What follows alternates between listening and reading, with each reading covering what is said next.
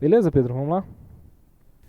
Olá, pessoal. Boa noite, tudo bem? Estamos mais um episódio aqui no nosso Pô de Fé podcast e estamos com essas ilustres convidadas, a nossa irmã Lilian Moraes e a nossa irmã Maressa Borges. Hoje a gente vai bater um papo aqui e eu conversei com elas hoje mais cedo. A gente decidiu como nós somos jovens, né, e cada um atua em uma área, tem uma determinada criação dentro do evangelho, tem um pensamento. Então a gente resolveu reunir aqui para a gente conversar sobre vários assuntos relacionados aos jovens, né, na atualidade, principalmente os jovens cristãos, né, a questão de relacionamento, emprego, no caso a profissão, né, dentro da igreja, chamado, ministério. Então a gente vai conversar de tudo um pouco hoje, tá bom? Amém. Primeiramente, Lilian Moraes, boa noite, tudo bem? Boa noite, Josué. É um prazer, satisfação estar aqui com todos vocês, né? Principalmente você aqui que está sempre nos recebendo com muita alegria, muito entusiasmo aqui no Pó de Fé. Quero cumprimentar a Maressa também, que está aqui conosco, a filha do pastor Edivan, e todos os internautas que estão nos assistindo. Que você seja edificado e que você seja motivado para a fé através desse podcast. Amém. Amém. E a gente também tá com a nossa irmã Maressa. Eu considero ela como irmã, né? Que não tem como. Eu e o pai dela, a gente a gente mesmo se fala que é pai e filho. A gente tem uma consideração família. muito grande, então eu chamo ela de mana. Então, minha mana, Maressa, como é que você tá? Tudo bem? Boa noite. Boa noite. É muito bom estar aqui hoje pela primeira vez no podcast, que eu já queria ter vindo antes, mas assim, Deus tem o horário, a data, tudo marcadinho no calendário dele, e hoje foi o dia de vir aqui. E é um imenso prazer estar aqui com a Lilian também, que é uma pessoa que está ajudando a nossa comunidade de diversas formas. E assim, eu acho que vai ser muito produtivo aqui hoje, vai ser muito bom. Vai sim. Vai sim. Eu queria começar com você, Lilian. Tudo que a gente for conversar aqui, a gente vai dar o parecer de cada um. Eu vou dar o meu parecer de vocês. Aí eu queria começar com você, Lilian. Ok. Eu queria que você deixasse a sua biografia aqui pra gente. Uma parte do seu currículo aqui. Ah, maravilha. Então, para aquelas pessoas que me conhecem, nos acompanham nas redes sociais, me chamo Lilian Moraes e em 2018 fui candidata a deputada estadual pela primeira vez. Coloquei meu nome à disposição como uma pessoa ali que estava doando tempo, né, para servir o país. E assim, foi minha primeira experiência na vida pública, política, né?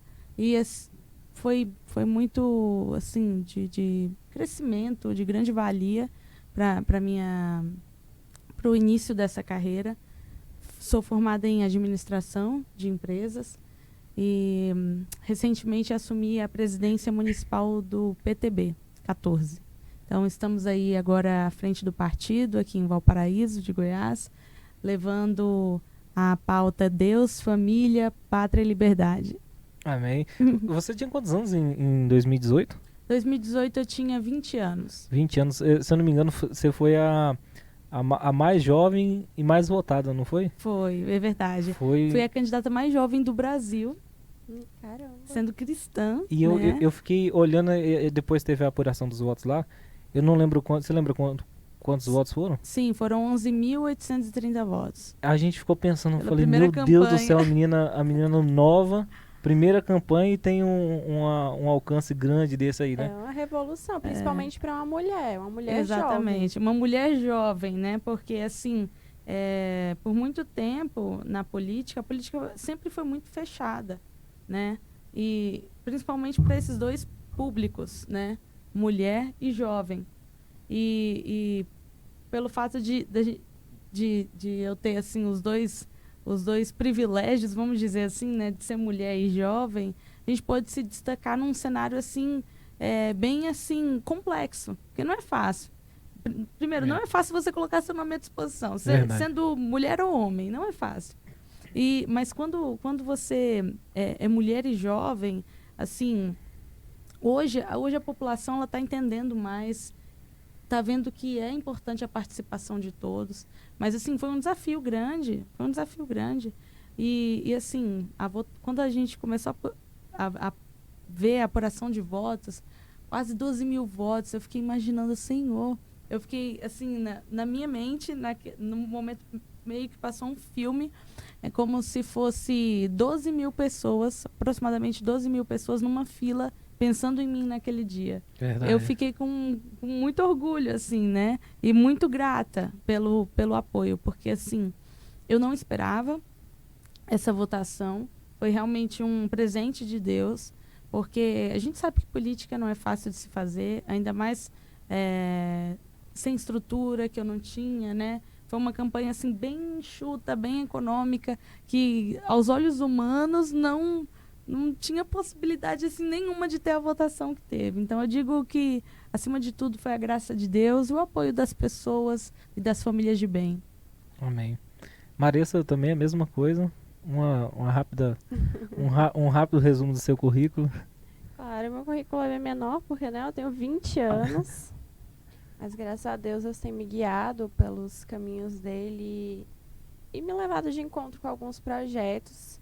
Gosto muito de obras sociais, eu gosto de conhecer a comunidade, fazer atendimentos sociais. Então, eu sou formada em psicanálise clínica, mas antes disso eu fazia acolhimento social. Gosto de projetos com a igreja, a gente fazer entregas de doações em municípios mais afastados. E, graças a Deus, tudo foi se encaixando para que minha formação fosse direcionada às pessoas, a servir. E hoje eu estou no 5º período da faculdade de psicologia.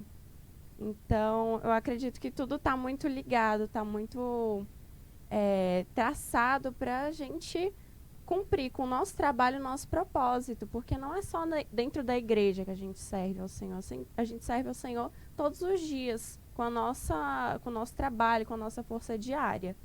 Então, eu tô aí, tô no caminho ainda, graças a Deus, está dando certo. Tem um projeto também que eu participo lá em Brasília, com o Instituto Brasil Oriente, que está sendo maravilhoso. Do Max Japão, não é? Isso, do Max Japão. A gente está atendendo a comunidade gratuitamente, com tratamento de fisioterapia, massoterapia, psicanálise e entre outras abordagens que a gente está conseguindo levar aos pouquinhos, mas está sendo maravilhoso, graças a Deus. Inclusive, a gente fez uma matéria do Instituto Brasil Oriente, do Max Japão. Tá no canal da igreja, né? Depois eu vou deixar o link lá embaixo para o pessoal acessar e conhecer. E é um projeto bem interessante, né? O objetivo, não sei se é o principal deles, se eu tiver errado você me corrija, é o tratamento pós-Covid, né? Que algumas pessoas que teve Covid ficou com uma sequela ou sei lá, mental, que também a gente pensa assim, física também. Física, né? A gente pensa assim, a pessoa teve Covid, teve a recuperação e acabou. Não, algumas pessoas ficam com sequela. As sequelas, elas são físicas. A pessoa pode ter qualquer tipo de lesão cerebral. Então, o cérebro ele comanda todo o corpo. Tendo alguma sequela no seu cérebro, você vai sentir no resto do corpo todo. E também tem o emocional, né? Porque, pensa, tantas pessoas perderam familiares, mais de um que de dentro da sua casa que infelizmente faleceu durante a pandemia, não é fácil. Então, a gente atende o pessoal pós-Covid, mas também está aberto para todo o público. Quem estiver precisando, procurar o Instituto e a gente abre vagas para atendimento. A gente atende na região de Santa Maria, no Clube Bandeirante, e temos um ônibus que ele é muito legal, que ele foi todo reformado para a gente montar salas dentro do ônibus. Então, tem 2 salas de atendimento para fisioterapia e para atendimento psicológico. A gente sai com ônibus, para na frente da UPA, para na frente dos hospitais, e o pessoal vai fazendo fila, vai pegando encaminhamento para a gente fazer o tratamento deles. Isso é muito importante, Marissa. É um projeto social muito bonito. Eu pude conhecer o Max Japão, pude conhecer o projeto dele, achei muito interessante. E meu pai, ele teve Covid, para quem não sabe, ele ficou internado 67 dias. Um milagre Inclusive, a verdadeiro. gente vai trazer ele aqui para ele contar Sim, essa contar o história. Esse testemunho foi muito bonito. Ele contou aqui na igreja. Sim. Foi muito É emocionante. muito emocionante, muito emocionante. E ele teve acompanhamento com um fisioterapeuta, porque ele teve um problema no sistema neural, Uhum. né? Então teve a perna esquerda dele não movimentava. Pós É mesmo? Essa Co- parte eu não E sabia. a fisioterapia ela é muito importante. Sim, pra ir muito voltando. importante. E olha só, depois de quase 6 meses que meu pai hoje está em casa, agora que voltou. Som. Tá ouvindo? Tô ouvindo, Aqui, aham. ok. Depois de 6 meses né, fora do hospital, meu pai, ele agora que a perna dele voltou ao movimento. Interessantíssimo. Ele voltou a andar com 1 mês, né? Porque ele ficou na cadeira de rodas ainda em casa com 1 mês, daí ficou com acompanhamento de 2 meses com a físio. Uhum.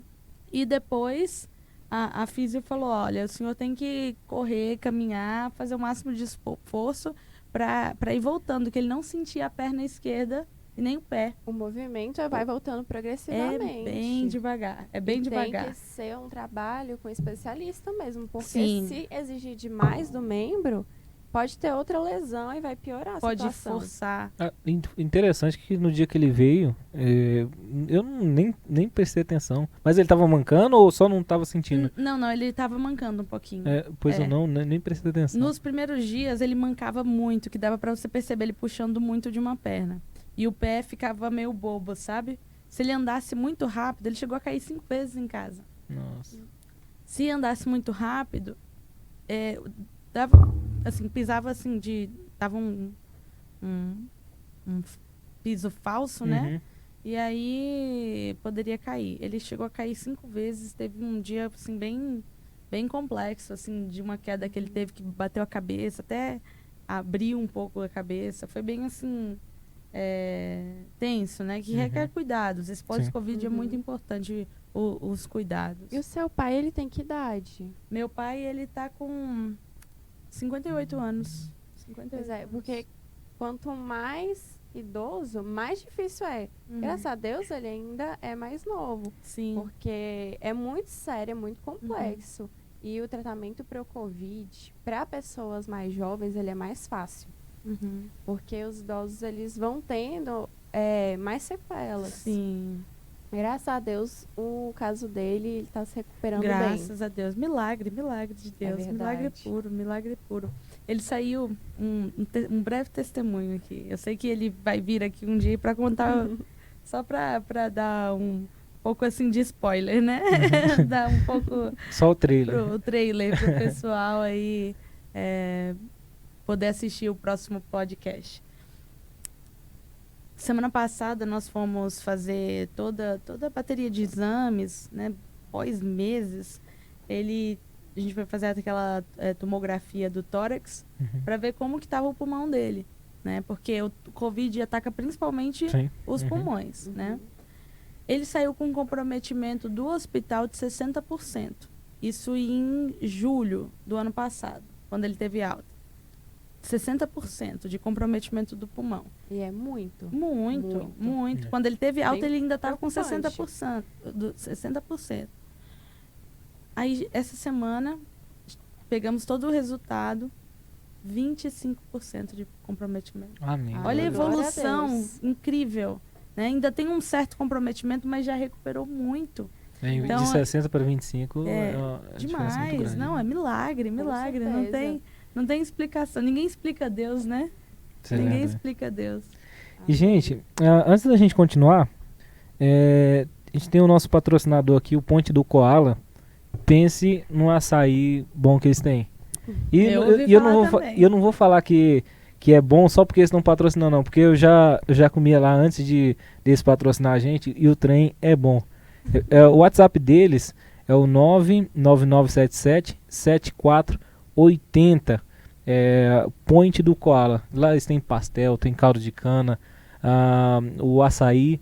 Então, eu indico pra vocês uma explosão de Nutella que tem lá. Eu até tava falando pra Marissa quando a gente tava vindo pra cá. Tem uma explosão de Nutella lá que vem mais Nutella do que açaí. Pra quem gosta de Nutella, eu sou apaixonado em Nutella. No dia que eu comi, eu cheguei a ficar enjoado, que eu pedi o grandão.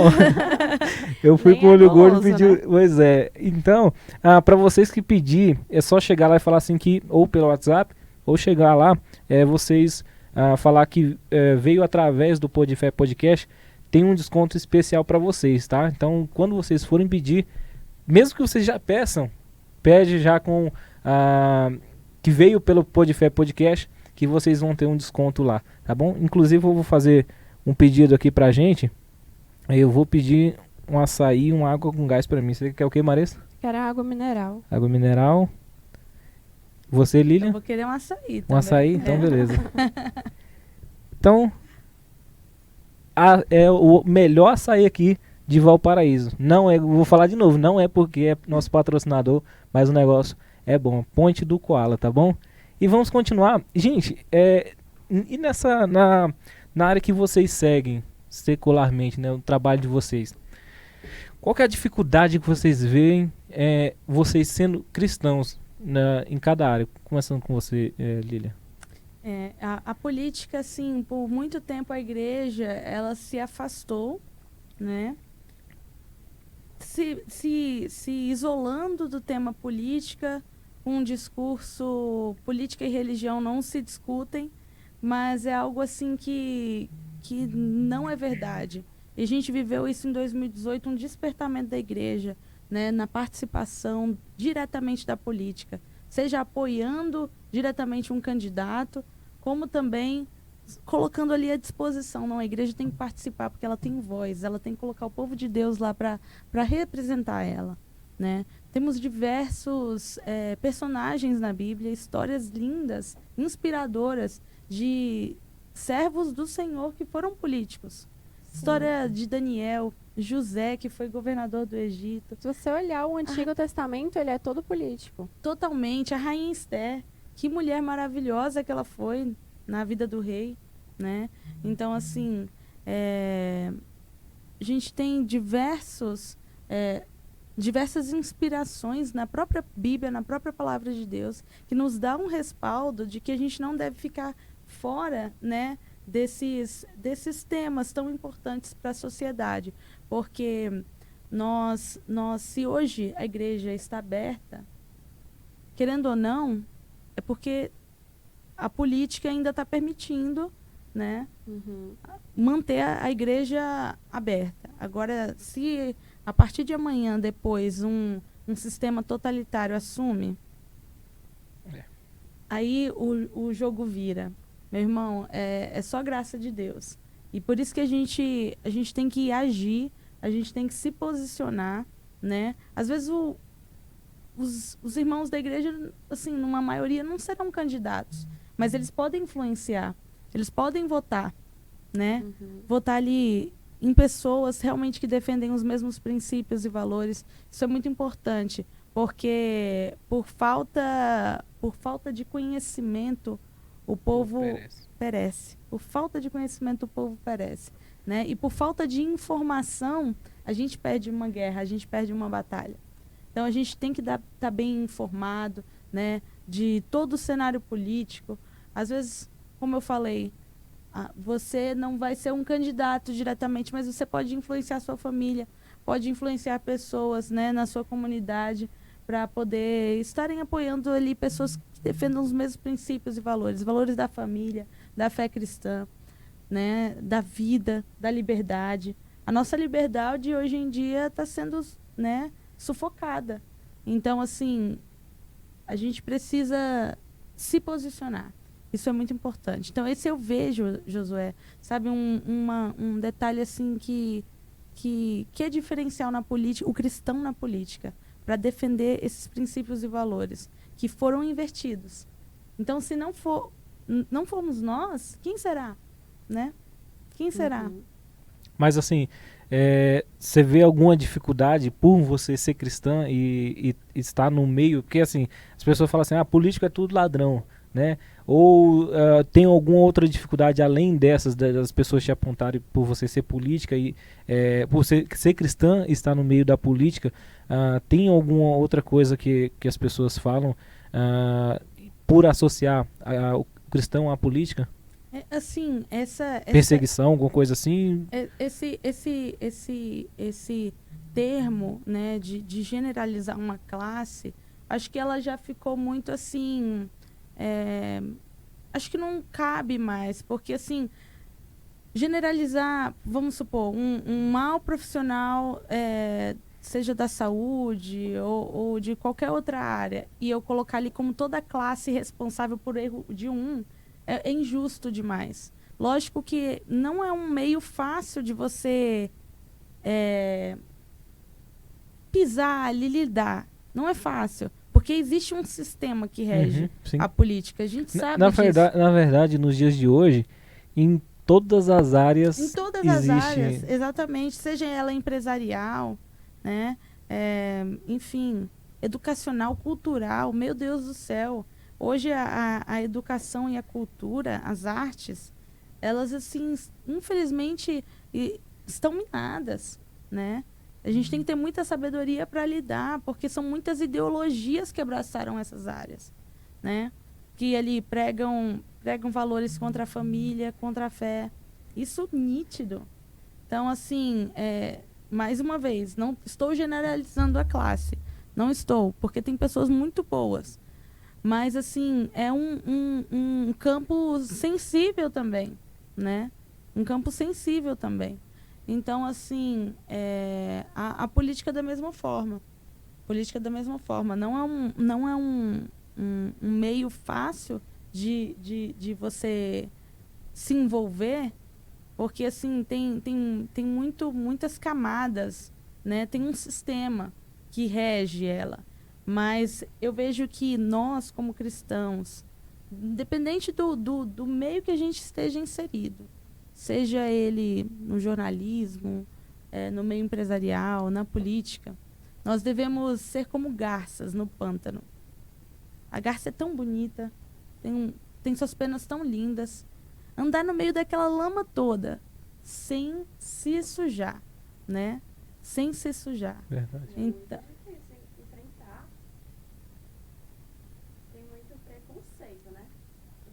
preconceito que você sofre por estar dentro da igreja e de repente alguém virar e falar que você está ali para poder ganhar votos ou que você está ali para se aproveitar de alguma forma, é muito complicado. O cristão, ele já tem que tomar um cuidado redobrado com a sua imagem. Porque já é vigiado o tempo todo, né? Exatamente, a nuvem de testemunhas. Inclusive, te cortando aqui rapidinho, eu estava até conversando com meu cunhado, é uma coisa tão chata.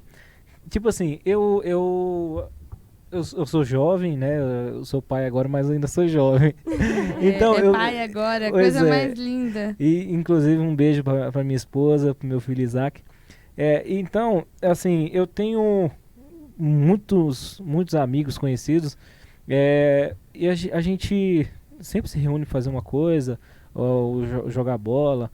E aí, tem alguns jovens lá no meio que são cristãos, né?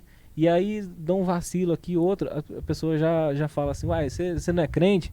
É a primeira coisa, sabe? Então a gente tá rodeado de pessoas que todo tempo tá olhando pra gente ali, esperando só um vacilo pra poder falar. É verdade. Entendeu? Então eles não falam do seu caráter como pessoa antes de ser cristão, né? Ele fala assim, uai, você é uma pessoa boa, se você está falando isso, ou porque você fez isso. Não, já joga direto. E ainda mais pessoas que têm um certo um cargo ali na igreja, por exemplo. Mas você é isso, você é aquilo, está fazendo isso. Entendeu? Então é um negócio muito complicado que principalmente nós jovens temos que prestar muita atenção, porque a gente é vigiado 24 horas, esperando só um vacilo para poder apontar a gente. Hoje, Josué, nós somos três filhos de pastor aqui ainda, né? Exatamente. Então pronto. 3 filhos de pastores, verdade. Tem o E quarto lá que tá no vídeo. Aí eu Pronto. guardo. Então, tá completo, então. Olha só, eu vejo assim que nós somos como bíblias ambulantes. Muita gente não lê a Bíblia, mas ela vai ler tua vida. É, Uhum. com certeza. Ela vai ler tua vida, né? Assim, e é algo realmente delicado, né? Não que a gente deva fazer coisas escondidas, escusas, jamais. Mas realmente a gente, como cristão, nós devemos nos cuidar, né? E fugir da aparência do mal. É. Isso aí é muito importante. Com certeza. Uma coisa que... Eu sempre lia esse versículo, eu achava um versículo normal, né? Fugir da aparência do mal. Aí teve um dia que o pastor Edivan, a gente tava conversando e ele pegou e falou, a gente tem que fugir da aparência do mal.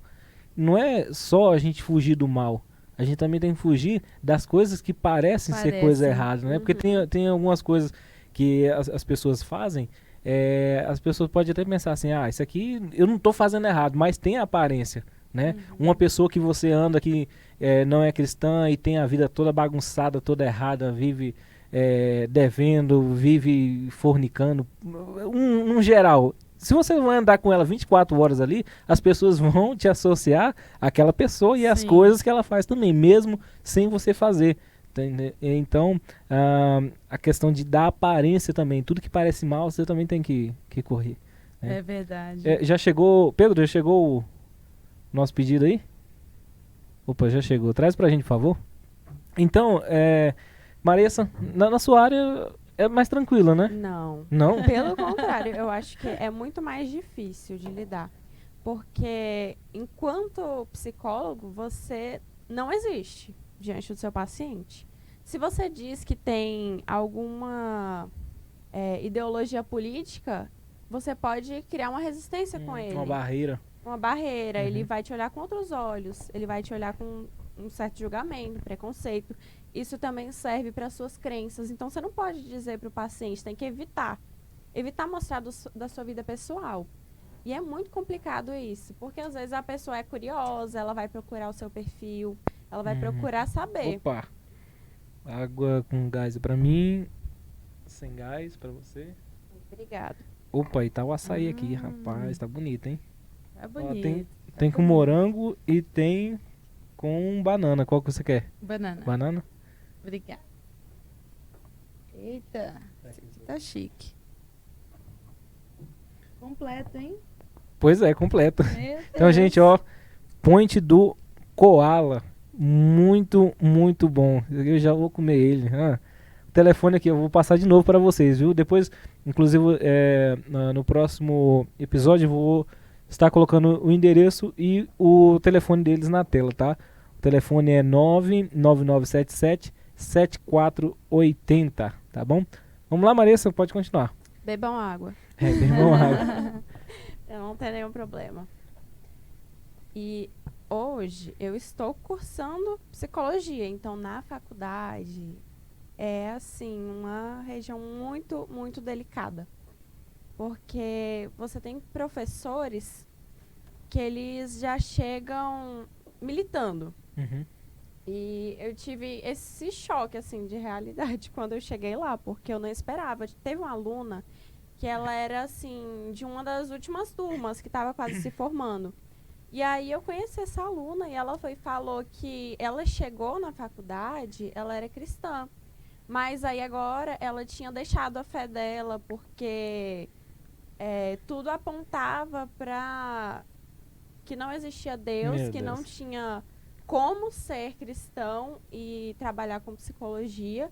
E aí ela estava assim totalmente transtornada, ela estava muito bagunçada os princípios dela. Uhum. E aí eu já fiquei assustada com isso, porque assim, foi a minha primeira semana de aula. Eu chego e já vejo isso. Aí, dentro da sala de aula, tem muita discussão, muita discussão. Não, eu lembro quando eu tava no terceiro ano, gente, o que tinha de briga dentro, assim, não chegava nem pra ir pros tapas, mas a questão de briga, né, verbalmente, as pessoas brigando sobre, principalmente, política e religião. O negócio, Exatamente. e é uma coisa que a gente não, é uma coisa que a gente se vê que as pessoas vai entrar em discussão, é melhor a gente nem entrar na conversa, né? Porque é uma coisa é você conversar, trocar mostrar a sua ideia, né, sobre o cristianismo, sobre política. Uma coisa é você apresentar a sua ideia. Agora depois é você impor a sua ideia como a primaz ali. E se a pessoa for discordar, você vai discutir. E levar para o campo. E levar. Opa, tá acendendo aí. Som. Entendeu? Aí. Som, sim. E levar para o campo pessoal. Esse é o problema, Uhum. né? Em uma discussão, seja política, seja teológica, porque eu acredito assim que a igreja, assim, devemos estudar, nos aprofundar, né, em conhecimento, conhecer a palavra de Deus, é, é, a política também, seja qualquer esfera da sociedade, mas assim, eu vejo que a igreja, parte da igreja, não estou generalizando, mas parte da igreja perde por entrar em questões teológicas e ficar defendendo aqui a placa A, B, C, e a igreja vai se fracionando. Só que somos um reino. E reino dividido não subsiste. A gente pode ter ali um pensamento diferente do outro, que não é um problema, mas não entrar em choque em questões, em divergência por conta disso, né? O próprio Romanos 14 diz sobre isso.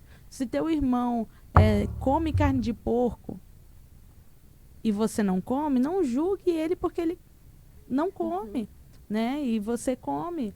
Então, assim, vice-versa, né? Porque ali, a partir do momento que você parte, né, para o campo pessoal, como se aquela pessoa está fazendo algo que você não concorda ali, por uma visão teológica diferente, você coloca ela como uma pessoa que não está levando a sério a fé, ou que não serve a Deus, isso aí é muito sério. Porque se ele guarda o sábado para Deus, Deus vai receber. Mas se aquela pessoa não guarda o sábado, mas guarda o domingo para Deus, Deus vai receber da mesma forma. Então, assim, eu acredito que a igreja ela perde muito nessas questões teológicas de ficar se fracionando, dividindo, como se esse grupo é mais crente e esse aqui é menos crente, né? Então, assim, eu vejo que realmente a gente como cristãos, devemos ter uma sabedoria muito grande para lidar com esses assuntos, né? Questões políticas da mesma forma. Eu também, quando eu estava no ensino médio, tinha sempre momentos ali de debates em sala de aula e sempre vira polêmica, não tem como virar polêmica, né?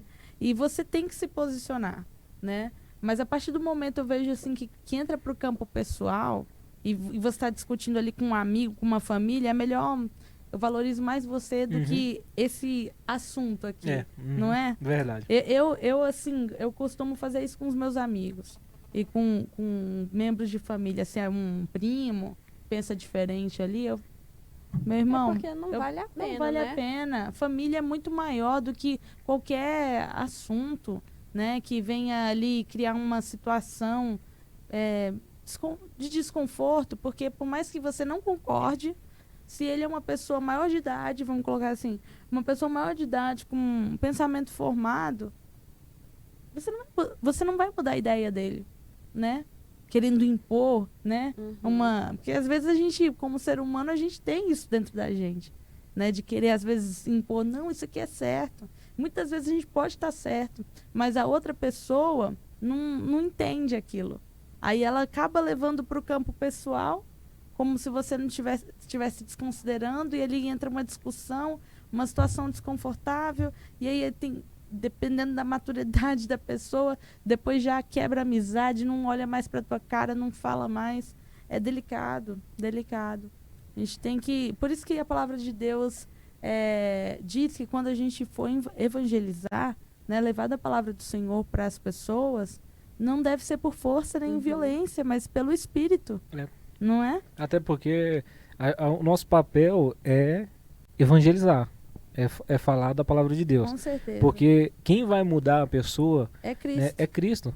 A palavra fala que o Espírito Santo que nos convence da justiça, do pecado, da justiça e do juízo. Então a gente vai martelar em ferro frio, se a gente querer impor, né, algo do cristianismo numa pessoa. A primeira coisa que a gente tem que fazer é o nosso exemplo, né? Porque não adianta nada. A gente é jovem, a gente é cristão, a gente fala, não, ó, nós como cristãos não podemos fazer isso, aquilo e aquilo outro. Mas com as nossas atitudes a gente vai lá e vai apagando tudo que a gente falou, entendeu? Você fala que não pode fazer e faz. Só um minuto. Quando a gente tá no meio das pessoas, elas estão observando. E elas não estão observando o Josué, a Lília, a Marissa. Elas estão observando o crente. E aí, de repente... E principalmente nós como filho de pastor. Mas você não é filho do pastor? Seu pai não é pastor? Rapaz, eu já ouvi isso algumas vezes, sabe? Na questão espiritual, né? Como cristão, seu pai é pastor e meu pai também é professor de matemática. Então, quando tirava nota baixa, mas seu pai não é professor de matemática, eu falo, ele que é o professor. Eu sou aluna, tô aprendendo. A gente é exemplo, a gente tá na frente. Quando eu era criança, eu tinha muita raiva disso, eu não gostava. Porque eu era criança tímida. E aí, parecia que todo mundo ficava olhando, assim, reparando o que eu tava fazendo, o que eu deixava de fazer. Se eu ia correr na igreja, se eu não ia correr na igreja. Não podia cochichar no canto com um amiguinho. Sabe? Os outros coleguinhas faziam essas coisas. Eu não podia, porque a filha do pastor não pode. Desse jeito. E aí que a gente cresce já tendo essa postura até mais reservada. Com um certo receio de repente, irmão, ver você fazer alguma coisa que ele julga que não é certo ou que não é condizente pra gente, mesmo que não seja algo bíblico. Uhum. Por exemplo, esses dias... eu fui na igreja de uma amiga minha e lá é uma igreja um pouco mais tradicional. Chegando lá, aí ela já sabia que eu era filha de pastor, que eu cresci na igreja, só que a igreja era diferente. E aí o pessoal já ficou me olhando assim, daquele jeito. E eu tava com a unha pintada. E aí... eu olhei a irmã do lado olhando para minhas unhas, eu fechei assim, de repente olhando pro meu sapato. E assim, a gente percebe esse tipo de coisa. Então, assim, vigiar em tudo. Mesmo que não seja uma coisa que é bíblico, mas o julgamento da pessoa pode trazer algum tipo de conflito, pode gerar algum problema para ela, na fé dela. Uhum. Então, a gente tem que vigiar muito. E às vezes, nós como filhos de pastores, nós até temos maturidade para entender um olhar diferente assim. Uhum. Com certeza. A gente tem maturidade, né? Não vai levar para o campo pessoal, mas e para aquele irmão novo na fé? Uhum. Aí é bem mais difícil. Bem mais difícil. Qualquer olhar, que às vezes aquela pessoa está querendo buscar Deus, mas às vezes não sabe como buscar. Uhum. E não sabe... Tem muitos costumes ainda do mundo, né? Ainda tá um termo desmamando do mundo, né? Saindo aos poucos ali do mundo. E se você não ter sabedoria para entender, você pode perder. Uma palavra que você falar mal colocada, você pode matar espiritualmente a pessoa. Espiritualmente, é verdade. E ainda mais no início da fé. E engraçado que também é uma outra coisa que as pessoas elas pegam e generalizam. Muitas pessoas acham que se numa igreja ela teve uma decepção com o pastor, com a liderança, com o irmão, porque às vezes ela não se decepcionou, não fala assim, Jesus me decepcionou, eu esperava mais de Deus. Não, foi por causa de uma pessoa falou alguma coisa, ou o pastor falou alguma coisa, agiu de uma forma que ela não gostou e ela simplesmente sai da igreja e aí generaliza. Pastor fala demais, ou o pastor é tudo ladrão, a igreja não presta, crente não presta, e aí generaliza também, né? E aí pega para todos os cristãos. Então, isso que você falou é um ponto bem interessante, porque nós como filhos, né, de pastores, a gente tem mais essa sensibilidade de saber lidar com várias situações que Demais. outras pessoas que são novas na fé, ou até mesmo pessoas antigas, já vi crente velho, Uhum. porque o irmão falou uma coisa ou outra, a Marisa tá até indo ali, falou uma coisa ou outra ali, rapaz, o mundo dele acabou, Deus acabou pra ele, igreja, entendeu? Então é bem complicado. É verdade. A gente já tem chão aqui, a experiência com esse tipo de coisa. Então, é muito complicado. Se de repente você tem um irmão que gosta de cozinhar e você encomenda um prato com outro irmão e aí ele já vai ficar sentido com aquilo.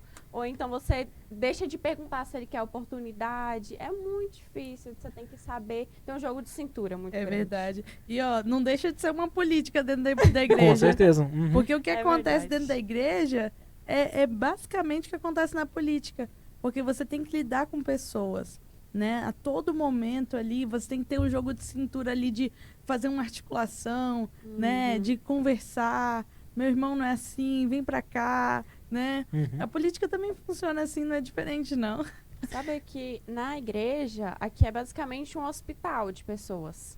E você chega com pessoas que ela não precisa só da fé, ela não precisa só de Jesus. Ela precisa de outro tipo de tratamento. Coisa que eu chego no consultório e vejo, e eu não posso falar para a pessoa procurar uma igreja.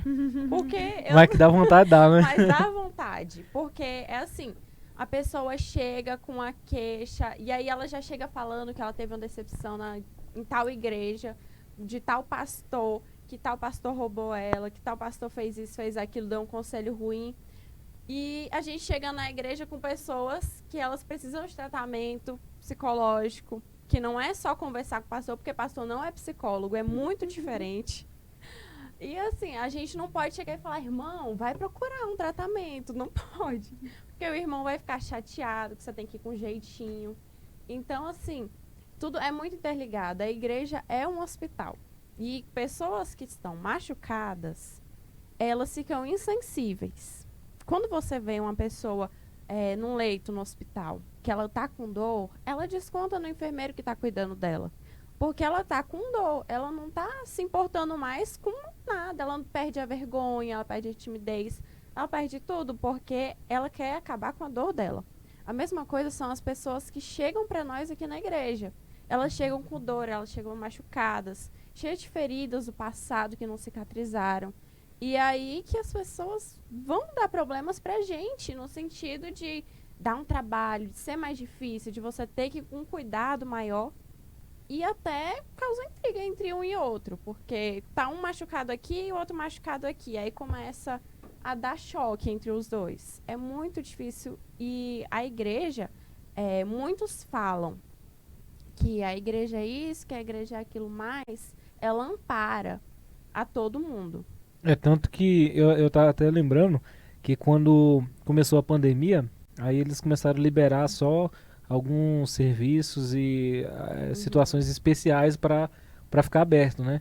E não teve outra, eles tiveram que deixar a igreja como algo essencial para a comunidade, né? Então não é um simples mercado, não é algo simples. A igreja e a comunidade, elas estão ligadas de uma, assim, no mundo terreno mesmo, não digo muito na questão espiritual, mas para as pessoas quando estão doentes ou precisando de uma solução para alguma coisa que é muito grave, ela não consegue. O que elas pensam? Primeiramente em Deus. Vou na igreja. Pedir oração. Vou lá pedir oração, né? Então, a igreja é como a Marissa falou, é um hospital, né? E Josué e Marissa, dando até acrescentando aqui nessa conversa, eu lembro que no início da pandemia, o presidente Bolsonaro, ele muito bateu nessa tecla em relação ao trabalho essencial da igreja. Uhum. E ele disse uma frase muito interessante que eu nunca ouvi de nenhum gestor público isso antes, né? As igrejas devem manter abertas porque de lá vem a cura, né? Em relação a bem isso que a Marissa falou, a igreja é um hospital, né? Que cura pessoas que chegam arrebentadas de tudo e tem só sorte mudada. Com certeza. Né? Aqui, São tantos testemunhos que a gente vê assim ao longo dos anos, por mais assim difícil que seja, né, a caminhada com Deus e trazer essas pessoas assim para uma mudança de vida mesmo. Quando você vê assim a pessoa restaurada, a família restaurada, poxa, valeu a pena todo o sacrifício.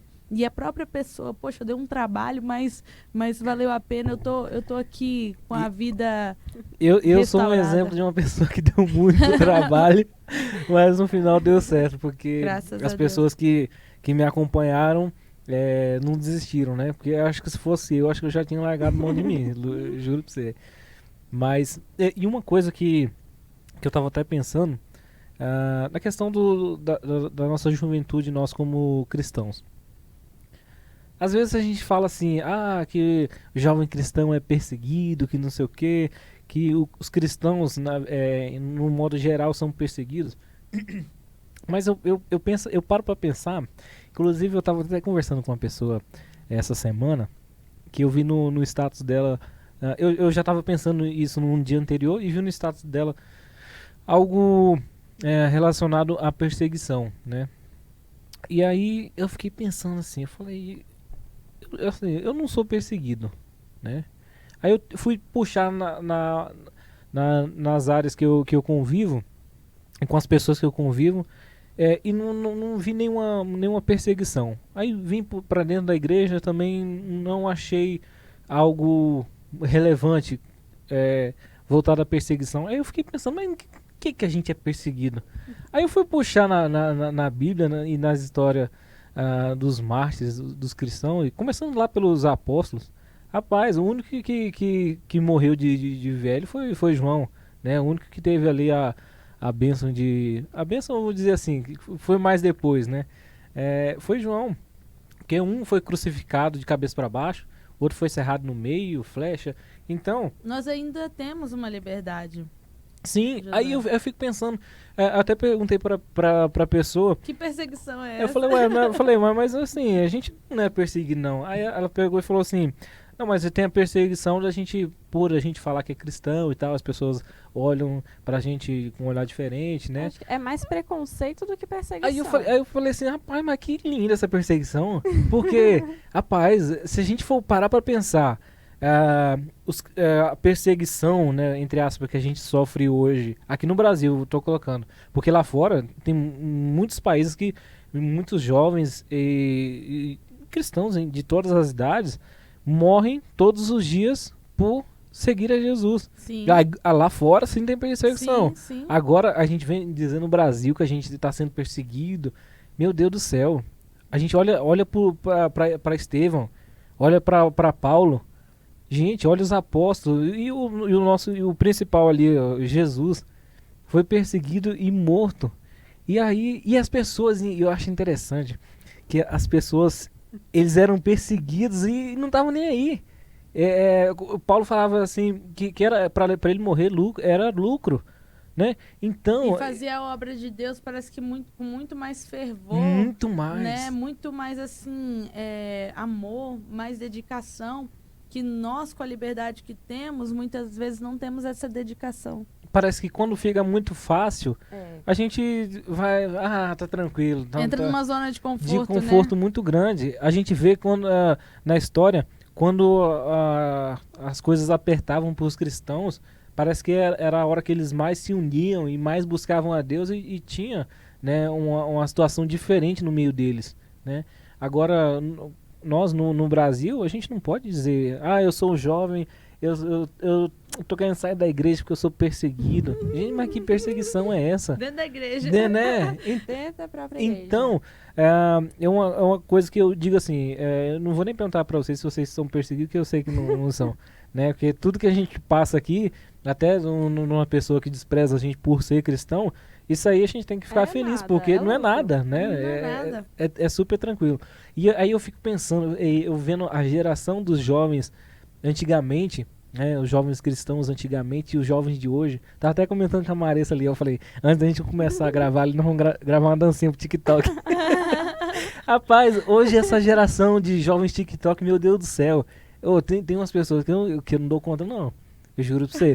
Porque assim, algumas coisas mudou, né? Bastante de coisas que não podiam antes, né? Que os cristãos não viam com bons olhos, mas com a modernidade algumas coisas mudaram, né? Só que alguns jovens parece que força, sabe? Pra parecer o máximo possível com o mundo e usar essas estratégias para trazer os jovens, né? Particularmente tem muita coisa que eu como jovem eu não concordo, sabe?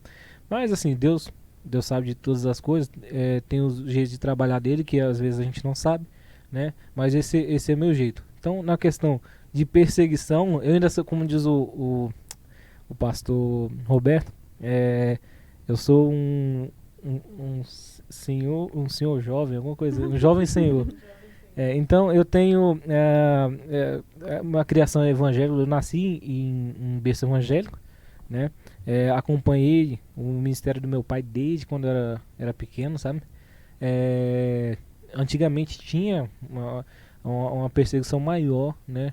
E a questão para jovens, né? Hoje em dia a gente vive numa liberdade tão grande que eles falam até no exército, eles falam que as pessoas confundem a liberdade com libertinagem, né? E é o que está acontecendo hoje, principalmente com os jovens, né? Porque às vezes, porque assim, eu penso que a gente tem que evangelizar, as pessoas veem do jeito que elas estão, né? E você não vai querer mudar ninguém. Primeiro você vai ser exemplo, né? Depois você vai pregar como a gente falou, o Espírito Santo que vai mudar a pessoa, né? E moldar ela de acordo com a palavra, de acordo com a vontade dele. Então eu penso assim, que algumas pessoas, e principalmente jovens, vêm para a igreja, mas quer ficar na igreja da mesma forma que estava lá no mundo, né? E assim, eu particularmente eu não concordo com isso, né? Se você é um cristão, quer ser um cristão, acho que a primeira marca de um cristão é ser diferente, né? Principalmente nós, jovens. E nós como jovens, a gente é atacado diariamente, bombardeado, não na questão da perseguição, já mudando aqui, mas pelas influências do mundo, né? Porque nós que temos princípios bíblicos e até outras pessoas que estão aprendendo esses princípios bíblicos, é atacado diariamente, né? Como vocês falaram, na profissão de vocês, tem um certo ataque diário, né? E aí já algo pode ser direto ou indiretamente, né? Espiritualmente, né? Porque a gente, assim, nós como jovens, a gente recebe proposta todo dia. Todos os dias vem uma proposta pra gente, pra nos afastar da fé, como foi a amiga da Marissa, né? E vocês, como jovens, qual que é o conselho que vocês dão para esses outros jovens que estão ouvindo a gente aí, que sofre todos os dias esse bombardeio do mundo? Como eles se manter firmes com a fé ali inabalável, né? Na presença de Deus, nos dias de hoje? Josué, algo que eu aprendi desde a minha adolescência com meu pai, né, que eu deixo como um conselho para os jovens que estão nos assistindo, é a leitura do livro de Provérbios. O livro de Provérbios é um livro cheio de sabedoria e repleto de ensinamentos para nós jovens. Então, quando eu era adolescente, eu estava numa fase meio rebelde, sabe? E eu gostava muito de brincar, ficar na rua brincando. E aí, meu pai viu que eu não estava com amizades muito saudáveis naquela época, como adolescente, que eu acredito que todo adolescente passa por uma fase de rebeldia. E falou: Lilian, ó, eu quero que você faça seu dever de casa. Ele não me proibiu de sair. Mas eu quero que você faça seu dever de casa. Depois do dever de casa, você vai transcrever um capítulo de Provérbios por dia. E no final do dia, você vai me explicar o que você aprendeu. E aí, depois que você transcrever, você pode ir brincar. Aí, eu tinha um caderno, né? transcrevia o capítulo do dia. Uhum. No início era aquela letra de garrancho, aquela coisa mais feia, tipo, só Rapidão pra rapidão pra poder brincar. Aí no final do dia meu pai me enquadrava, né? Uhum. E aí o que você entendeu? E ele não satisfazia qualquer tipo de resposta, não. Uhum. Tinha que ser algo bem elaborado, sabe? E aí, no início foi assim, foi difícil pra mim ali, como adolescente, você tá numa fase assim, você quer ficar mais solto, né? Você quer ficar com os amiguinhos, algo normal, mas que foi um ensinamento muito importante pra mim naquele período de rebeldia, de desobediência, né? Não era nada assim de absurdo, mas o pai tem que corrigir o filho, né? E eu vejo assim que os meus pais assim foram muito firmes e presentes, né? Todas as fases da minha vida. E essa de Provérbios me marcou muito. Então eu deixo como um conselho para o jovem, porque hoje é meu livro, um dos meus livros preferidos da Bíblia. Não tem... E o engraçado que, na verdade, não é nem engraçado, é interessante que em Provérbios você acha lições para tudo. Pra vida, pra vida. Todas as áreas da vida. Pra se todas as áreas da você vida. encontra em Provérbios. E aí, isso, eu tinha quantos anos? Quando eu comecei a transcrever Provérbios? Acho que tinha 11 para 12 anos. Uhum. Eu tenho o caderno até hoje. Né? Tá até caindo algumas folhas, assim, de tão velho que já tá o caderno. Tem o quê? Mais de 12 anos. Então, assim, foi um ensinamento muito grande para mim. Se tornou uma leitura muito tranquila e frequente minha. Assim, é raro um mês que eu não leio Provérbios. Porque o livro de Provérbios tem 31 capítulos. Uhum. E a gente tem esses dias no mês. Você lê um capítulo por dia, lendo um capítulo por dia, né? Do livro de Provérbios, você em um mês já lê o livro. Então, assim, não é uma leitura cansativa, é uma leitura cheia de ensinamentos para a vida, para a juventude, né? De uma pessoa, né? Política, o rei Salomão. Então, assim, muitos ensinamentos. Eu aconselho, deixo essa palavra para o jovem, se apegue com Deus, né? Valorize a sua família, as pessoas que estão ao seu lado e leia Provérbios. Amém. Maressa, qual o seu conselho para os jovens de hoje? Eu acho que, assim, a juventude, hoje, claro que tem suas exceções, tem lugares que levam com mais seriedade, mas, de um modo geral, a juventude quer facilitar muitas coisas. Então, eu quero Jesus na minha vida, mas eu não quero orar. Eu não quero acordar de madrugada, eu não quero fazer um jejum. Eu vou num culto, oro no culto, louvo no culto e pronto, acabou. Eu não leio a Bíblia em casa. E é difícil hoje em dia você achar um jovem que já leu a Bíblia pelo menos uma vez completa, mais de uma vez completa. Eu não vejo. Fala um versículo, fala um capítulo. A pessoa não sabe. Qual que é o seu capítulo favorito? Eu não sei. Mas para poder dizer numa rede social, aqui o meu versículo favorito, ela sabe. Para colocar numa legenda. Então, é uma questão de compromisso. Porque nós temos os estágios. O estágio de desenvolvimento não é só no mundo físico, que você tem um bebê, que ele nasce, ele se desenvolve, ele entra no estágio psicomotor, e ele vai passando, ele vai crescendo, e ele vira um adolescente, adulto, enfim. No espiritual também tem isso. A gente tem o nosso desenvolvimento. E acaba que muita gente estaciona. Começa a se desenvolver. Você entra na igreja porque foi atraído por algum tipo de movimento, algo que chamou a atenção. Que muitos movimentos desses são parecidos com coisas do mundo. E é uma estratégia. Para muita gente serve para poder chamar. Chamou pessoas de fora e elas gostam e começam a entender sobre esse mundo novo para elas. Mas não é parar ali. Isso. Tem que se desenvolver. Que algumas pessoas estacionam naquele naquela isca, vamos dizer assim, É, né? E só isso ali já tá bom, e as pessoas se mantêm naquela forma ali e acabou. acontece que a gente fica naquela coisa de, eu quero garantir minha salvação. E isso é algo fantástico, é sensacional. A gente precisa garantir nossa salvação. Mas não é só isso. Não basta só você ser salvo. Você tem que cumprir com o teu propósito aqui na Terra. Você tem que levar pessoas junto com você. Então não adianta eu chegar na igreja, sentar no meu banquinho bonitinho, ficar lá com a roupa bonita, com a Bíblia marcadinha, para poder fazer bonito pro irmão que está do lado, e viver minha vida do mesmo jeito que eu vivia antes.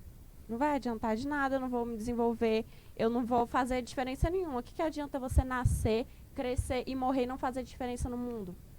A gente tem que deixar a nossa marca Um legado. por onde passou. Exatamente. Eu tenho muito forte o exemplo do meu avô. O meu avô, ele foi assim, um exemplo de vida, um exemplo de fé, um exemplo de caráter, de tudo. E eu tenho esse exemplo dele por quê? Porque ele foi uma pessoa que tinha um caráter formado em Cristo. Porque ele tinha um legado que ele não negociava. Ele não negociou os princípios deles em horário nenhum da vida dele. Nem quando ele se converteu. Ele se converteu, vinde como estás.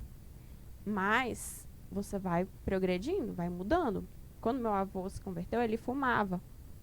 E ele não conseguia, e era uma luta, ele não conseguia parar. Mas aí ele orava, Senhor, me ajuda, me liberta. E um belo dia, Deus tocou nele, ele não conseguiu mais fumar, ele sentia nojo, parou.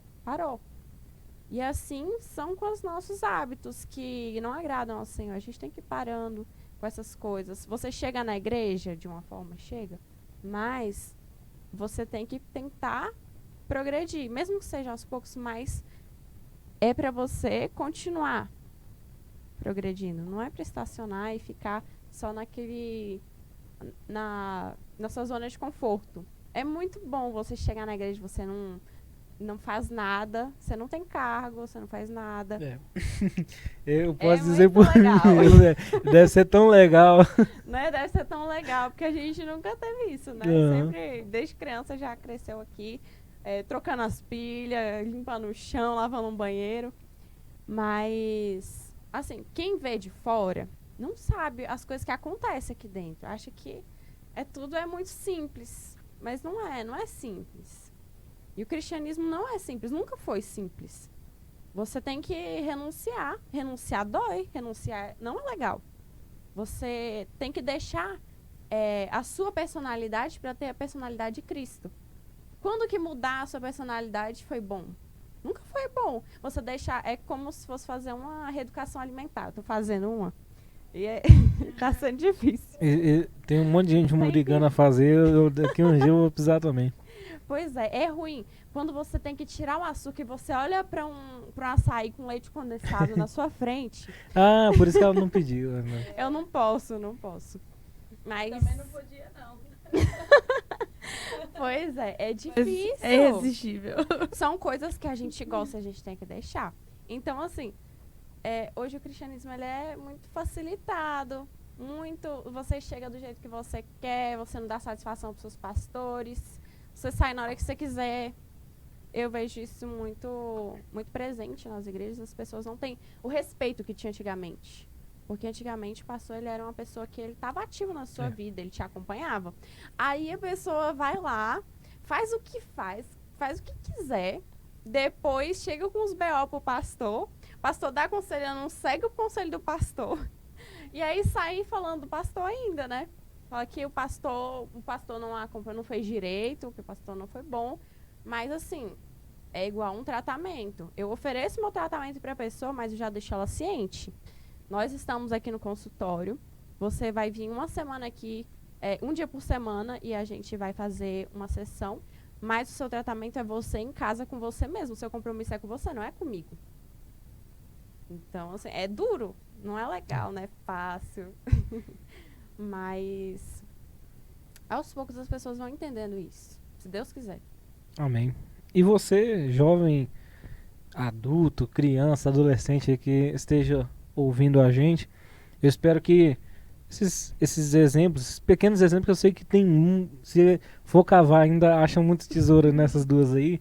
Então, nesses Obrigada. pequenos exemplos que elas deram da vida delas, como cristãs e jovens, né, que vocês possam ter aprendido alguma coisa, pegar de lição para vocês, para a vida de vocês. A gente vai marcar algum outro episódio para a gente estar conversando sobre esse tema, porque é um tema que a gente precisa sempre estar falando, né? Porque nunca é demais conversar, principalmente com os jovens, né? Que é o alvo principal ali do mundo e do inimigo, né? Então, eu quero agradecer você, Lilian Moraes. Muito obrigado. Toda vez que a gente chama ela está sempre disposta Obrigada, a participar meu irmão. com a gente das Sempre coisas. uma aqui. alegria estar aqui com vocês. Eu que agradeço, Josué, Maressa e a todos os internautas aí que estão nos assistindo. Deus os abençoe grandemente. Maressa, muito obrigado também. A nossa psicóloga aqui. Inclusive aqui na igreja a gente tem um consultório social, né? E ela faz os atendimentos aí, né? Inclusive, eu queria que vocês deixassem o telefone de vocês e o Instagram para o pessoal que estiver precisando entrar em contato com vocês.